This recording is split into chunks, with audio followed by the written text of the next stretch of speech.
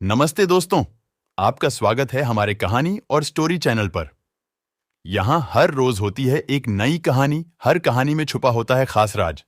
तो तैयार हो जाइए, क्योंकि हम आपको ले जाएंगे वो अद्वितीय दुनिया जो कहानियों के जरिए हमें मिलती है। आइए, आपको लेकर चलते हैं इस सफर पर। जैसे ही कोई बच्चा रोता, वो उसके मुंह में सफेद टेप बांध देती।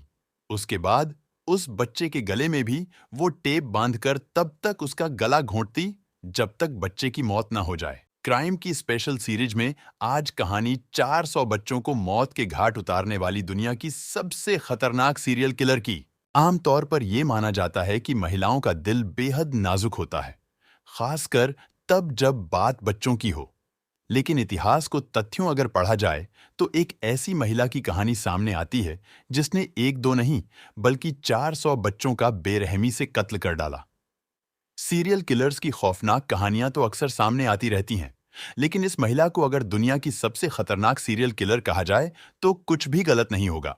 1896 के आसपास लंदन की थेम्स नदी में या इसके करीबी इलाकों में एक के बाद एक कई बच्चों की लाशें मिलने लगी। ज्यादातर बच्चे या तो नवजात थे या फिर बेहद छोटी उम्र के। बच्चों के गले में एक सफेद टेप बंधी हुई थी और वही टेप उनके मुंह पर भी बंधी थी। साफ था कि टेप को गले में बांधकर नन्हे बच्चों को तड़पा तड़पा कर मौत दी गई है। जांच शुरू हुई, पुलिस को कुछ सुराग हाथ लगे और फिर ये जांच पहुंची अमेलिया डायर तक। जी हां, ये कहानी है पेशे से नर्स अमेलिया डायर की, जिसने छोटे छोटे बच्चों को मुंह और गले में सफेद पट्टी बांधकर मौत के घाट उतार दिया था।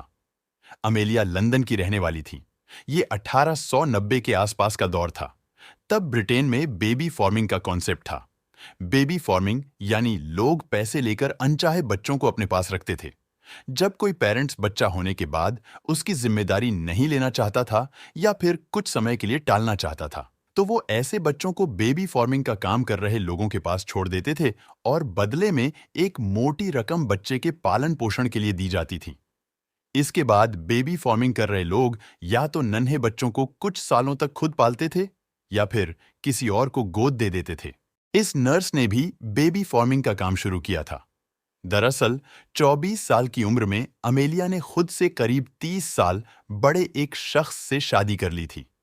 दोनों की एक बेटी थी, लेकिन थोड़े समय बाद अमेलिया के पति की मौत हो गई। अमेलिया ने दूसरी शादी की, लेकिन दूसरे पति के साथ अमेलिया की शादी ज्यादा सालों तक नहीं चल पाई। अमेलिया के दूसरे पति से भी 2 बच्चे हुए। अब 3 बच्चों की जिम्मेदारी उस पर थी। नर्सिंग के काम से जितना पैसा मिल रहा था, उससे वो अपना घर नहीं चला पा रही थी।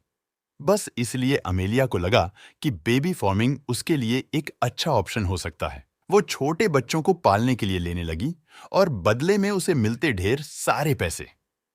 शुरू शुरू में तो कुछ दिन इसने बेबी फॉर्मिंग को ठीक से किया, लेकिन फिर अमेलिया ने बच्चों के पालन पोषण के लिए दिए गए पैसों को खुद पर अपने बच्चों पर खर्च करना शुरू कर दिया और जो बच्चे बेबी फॉर्मिंग के लिए इसके पास आते, उन्हें ये भूखा मारने लगी।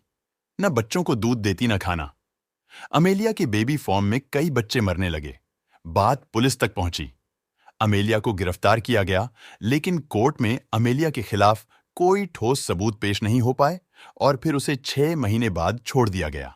बस इसके बाद तो ये महिला जिंदा डायन बन गई।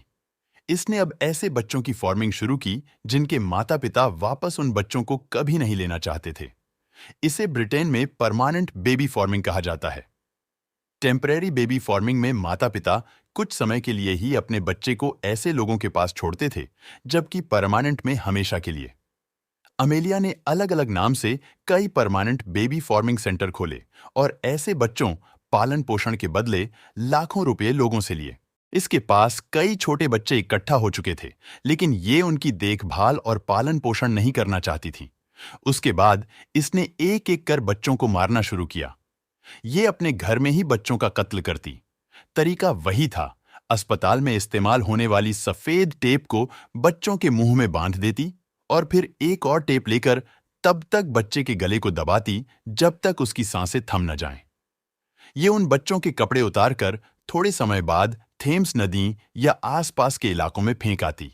सालों तक ये सिलसिला चलता रहा, लेकिन जब 1896 में एक मछुआरे को बच्चे की लाश मिली, तो अमेलिया की हकीकत सामने आई।